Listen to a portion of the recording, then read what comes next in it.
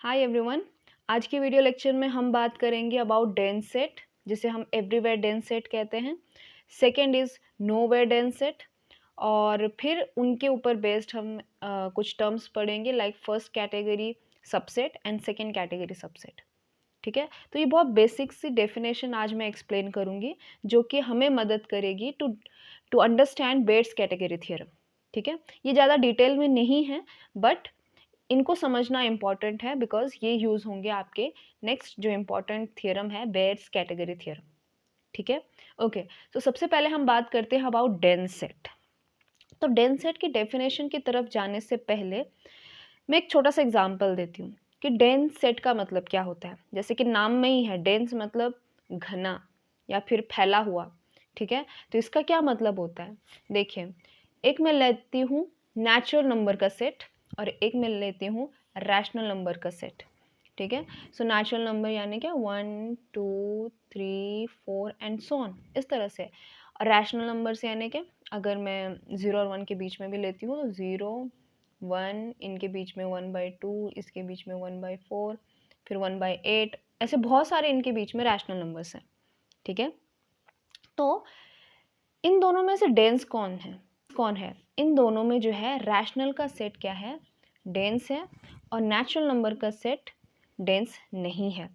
देखिए, वो तो दिखने में पता चल रहा है, लेकिन डेंस होने का क्या मतलब है।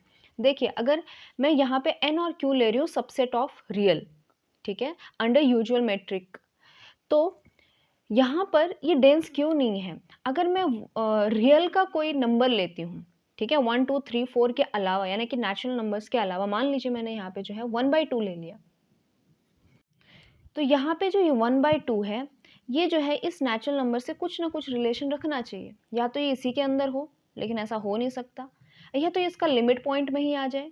ठीक है, लिमिट पॉइंट की खास बात क्या होती है कि वो ज़रूरी नहीं है उस सेट में हो, लेकिन अगर उसके ऊपर हम एक ओपन स्फीयर बनाएं तो इस ओपन स्फीयर में से कुछ पॉइंट्स उस सेट में कंटेन करने चाहिए, लेकिन ऐसा भी नहीं है।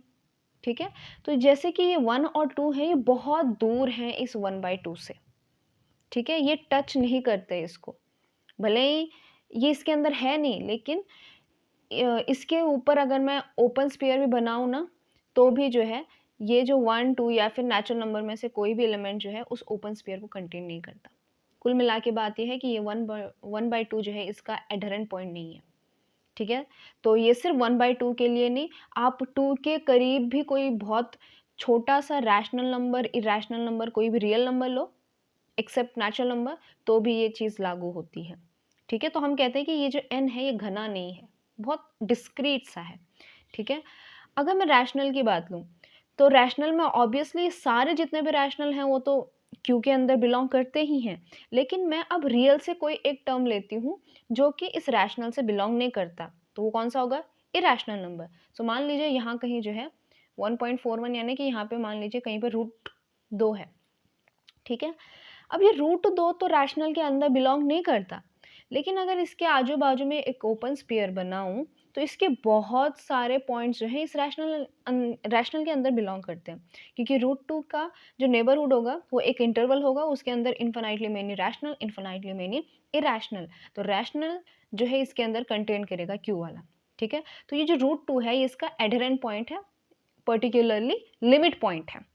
ठीक है, तो आप ये कह सकते हो कि जो रैशनल है वो इरेशनल्स इसके क्या होते हैं, लिमिट पॉइंट्स होते हैं। ठीक है, यानी क्या कि ये जो √2 है इसका एडहेरेंट पॉइंट है।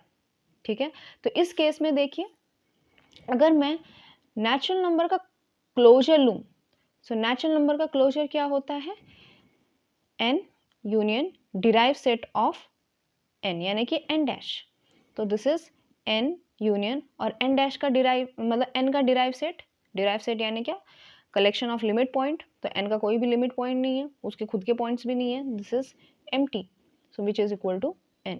सो here n closure is n, और यहाँ पे इसकी क्लोजर की बात करते हैं, so q closure is what, q union q dash. q union q dash means derive set of q, यानी कि लिमिट पॉइंट ऑफ q। तो ऑब्वियसली q के जो लिमिट पॉइंट्स हैं वो उसके खुद के भी हैं और इरेशनल के भी हैं, यानी कि इसका पूरा सेट आता है R which is equal to R। तो क्यू बार कितना आ गया, आर आ गया। So Q bar is equal to R आ गया। ठीक है, सो आप यहाँ पे देख रहे हो कि जब क्यू का क्लोजर लिया जाता है तो पूरा का पूरा यूनिवर्सल सेट आता है। तो ऐसे सेट को हम डेंस कहते हैं जो कि घना है। ठीक है, यानी कि आर के सभी पॉइंट्स इसके क्या होते हैं, एडहेरेंट पॉइंट होते हैं। ठीक है, so what is dense set? A subset A of metric space xt is said to be dense if A closure is equal to X। ठीक है, सो जिस तरह से रैशनल का जो सेट होता है वो डेंस होता है, उसी तरह से इरेशनल नंबर का सेट भी डेंस होता है। ठीक है, उसी तरह से अगर आप कोई इंटरवल लो तो वो अपने आप में डेंस होता है, यानी कि उन्हीं को अगर आप यूनिवर्सल सेट कंसिडर करो, जैसे ओपन इंटरवल 0 1, क्लोज इंटरवल 0 1, तो ये अपने आप में ही क्या है, डेंस है। ठीक है, अब हम बात करते हैं नोवेयर डेंस सेट की। ठीक है, जो कि हमारी थ्योरम के लिए इम्पॉर्टेंट है। सो नोवेयर डेंस सेट यानी क्या, जो घना नहीं है, लाइक नेचुरल नंबर। ठीक है, सो इसकी डेफिनेशन किस तरह से दी है कि देखिए, जैसे कि हमने यहाँ पे क्या किया, नेचुरल नंबर का क्लोजर लिया और देखा कि वो कितना आ रहा है, खुद नेचुरल नंबर आ रहा है। तो यहाँ पे इसको घना ना दिखाने के लिए क्या किया है, इसका इंटीरियर लिया है। यानी क्या कि नेचुरल नंबर का जो क्लोजर है, ठीक है, उस सेट का जो क्लोजर है, यानी कि सारे एडहेरेंट जो पॉइंट हैं, क्या वो जो पॉइंट्स हैं वो इसके इंटीरियर हैं? यानी क्या इन पॉइंट्स पे अगर हम ओपन स्फीयर ड्रॉ करें तो क्या वो जो पॉइंट हैं वो उस एन में कंटेन करते हैं? ठीक है, उस एन क्लोजर में कंटेन करते हैं, ये सवाल है। ठीक है, सो हम इसका क्या लेते हैं, इंटीरियर लेते हैं, which is equal to N का ही interior, which is equal to empty. ठीक है, उसी तरह से अगर मैं इंटीजर्स का लूँ, सो इंटीजर्स का क्लोजर इज़ व्हाट, इंटीजर्स का closure is z union z dash, which is equal to z union z dash, यानी क्या, limit points of z, which is empty, which is again z, और फिर इस z closure का interior लो, which is z interior, which is empty. ठीक है, so what is nowhere dense set, कि जिस सेट का क्लोजर का इंटीरियर जो है वो एम्प्टी आए, उसे हम क्या कहते हैं, नोवेयर डेंस सेट। ठीक है, एक और फेमस एग्जांपल है, हमारा एक सेट है, सबसेट S या फिर A, मान लीजिए क्या है, 1/n such that n belongs to natural number. ठीक है, इसके आपने जो है कभी लिमिट पॉइंट निकाले होंगे, तो इसका लिमिट पॉइंट क्या आता है, 0 आता है। ठीक है, सो ये एक अच्छा एग्जाम्पल है जहाँ पे लिमिट पॉइंट जो है वो A में बिलोंग नहीं करता, लेकिन वो जो पॉइंट है उसका लिमिट पॉइंट है। ठीक है, सो ज़रूरी नहीं है लिमिट पॉइंट जो है सेट में बिलोंग करे। तो इसके अंदर एलिमेंट किस टाइप के हैं, this is 1, 1/2, 1/3 and so on. ठीक है, तो अगर मैं इसका क्लोजर लूँ, क्लोजर लेने का क्या मतलब होता है कि हम इसके सारे एडहेरेंट पॉइंट का कलेक्शन कर रहे हैं। तो एक तो खुद के पॉइंट्स, यानी क्या, 1, 1/2, 1/3 एंड सो ऑन, यूनियन उसका डिराइव सेट। तो ए का डिराइव सेट यानी क्या, यहाँ पे ए का डिराइव सेट क्या है, मतलब इसके लिमिट पॉइंट। तो ये सारे इसके लिमिट पॉइंट नहीं है, क्योंकि 1 के ऊपर ओपन स्फीयर बना तो इसके अंदर कंटेन नहीं करता। आप ऐसा रेडियस ढूंढ सकते हो छोटा सा, कि जिसके ऊपर आप इसको 1 को सेंटर लेकर ओपन स्फीयर बनाओ तो इसके अंदर कोई भी एलिमेंट इसके अंदर बिलोंग नहीं करते। ठीक है, और ए डैश जो है वो किसके बराबर है, 0 के बराबर है। So this is this set union 0। ठीक है, अब इसका जो है इंटीरियर लेते हैं, तो क्या इन सारे पॉइंट्स का ओपन स्फीयर ये कंटेन करता है, and the answer is no.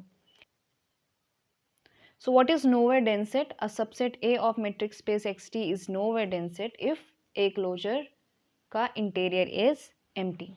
ठीक है, अब हम बात करते हैं अबाउट फर्स्ट कैटेगरी स्पेस, जिसे हम मीगर सेट भी कहते हैं। तो what is first category space और subset? A subset A of metric space xt is first category if it is union of countable family of nowhere dense set. ठीक है, so first category के लिए किसका डेफिनेशन चाहिए आपको, nowhere dense set का। तो अगर हम किसी सेट को नोवेयर डेंस सेट के काउंटेबल यूनियन के रूप में लिख सकें, यानी कि अगर मैं ए को यूनियन ऑफ काउंटेबल, यानी क्या, भले वो इन्फिनिटी हो लेकिन काउंटेबल यानी क्या, नेचुरल नंबर की तरह हम उनको काउंट कर सकते हैं, ठीक है। So n is equal to 1 to infinity an, where an is nowhere dense set, ठीक है।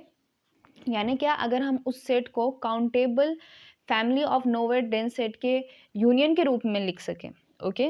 सो काउंटेबल का मीनिंग क्या होता है कि आप जो है नेचुरल नंबर और जो भी वो सेट है उसके बीच में एक 1-1 करस्पॉन्डेंस दिखा सको, 1-1 ऑन टू करस्पॉन्डेंस दिखा सको, तो हम कहते हैं कि वो जो सेट है वो क्या है, वो काउंटेबल है, ठीक है। जैसे कि रैशनल नंबर जो है वो काउंटेबल होते हैं, irrational numbers are not countable, उसी तरह से रियल्स भी काउंटेबल नहीं है, ठीक है।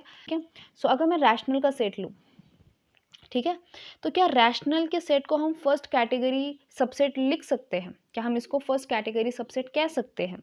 ठीक है, यानी कि क्या इसको मैं countable union of nowhere dense set लिख सकती हूँ क्या? ठीक है।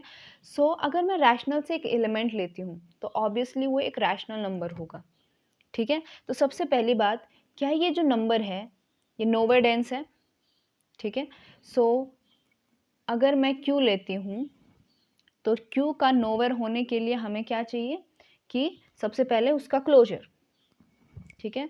सो ये सिंगलटन है, so Q is equal to what, ये Q अपने आप में एक सेट लिया है हमने, एक रैशनल नंबर एक सेट लिया है, ठीक है।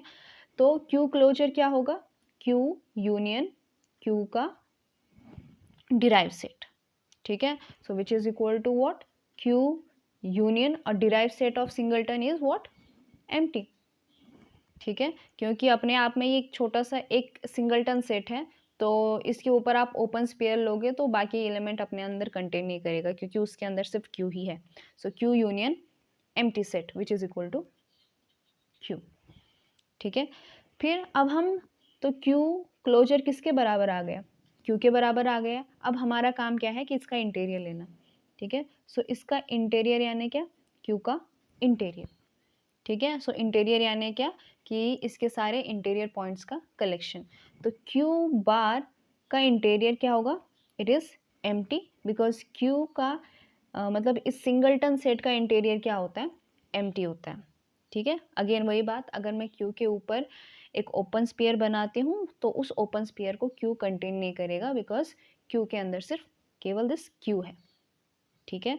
सो यहाँ पे हमने देखा कि Q बार का जो इंटीरियर है वो क्या आ गया, एम्प्टी आ गया। इसका मतलब ये क्या है, ये जो सिंगलटन हमने रैशनल का लिया है this is nowhere dense set, ठीक है। अब जैसे कि अभी हमने कहा कि जो रैशनल नंबर्स होते हैं वो काउंटेबल होते हैं, यानी क्या कि मैं इस Q को क्या लिख सकती हूँ, union of from 1 to infinity of this Q, सारे जितने भी रैशनल नंबर्स हैं उन सब का यूनियन करोगे तो आपके पास वो रैशनल सेट मिलेगा, ठीक है। अब वो जो सारे रैशनल्स हैं वो कैसे हैं, काउंटेबल हैं, ठीक है। तो हाँ, और वो जो रैशनल हैं वो कैसे हैं, नोवेयर डेंस सेट हैं, ठीक है। तो हमने क्या कर दिया कि countable union of nowhere dense set ले लिया, ठीक है। और उसको दिखा दिया कि ये किसके बराबर आ रहा है, रैशनल के सेट के बराबर आ रहा है। इसका मतलब ये है कि this rational set is first category set, category set, या फिर हम इसे क्या कहते हैं, meagre set, okay. So what is second category subset या फिर नॉन मीगर सेट, हम किसी सबसेट को सेकेंड कैटेगरी कब कहेंगे, जब वो फर्स्ट कैटेगरी का ना हो, यानी क्या कि हम इस सेट ए को जो है union of countable union of nowhere dense set के रूप में नहीं लिख सकते, ठीक है। सो इसका एग्जाम्पल कौन है, इरेशनल नंबर, ठीक है। अगर आप यही चीज़ जो है एक इरेशनल पे लगाओ तो यहाँ पे चूक जाओगे कि जो इरेशनल नंबर्स का सेट होता है वो काउंटेबल नहीं होता है। So you can not write irrational number as, आप यहाँ पे जो है इसको इस तरह से नहीं लिख सकते, union of countable union of irrational number, जिसको मैं QC से डिनोट करती हूँ। तो इस तरह से नहीं लिखा जा सकता, इसलिए इरेशनल नंबर क्या है, सेकेंड कैटेगरी यानी कि नॉन मेगर सेट है, ओके। सो ये कुछ सिंपल और बेसिक रूप में मैंने आपको जो है इनको एक्सप्लेन किया है, कभी फ्यूचर में इनको डिटेल में देखेंगे, ठीक है। ओके, सो नेक्स्ट वीडियो में हम बात करेंगे अबाउट बेयर्स कैटेगरी थ्योरम।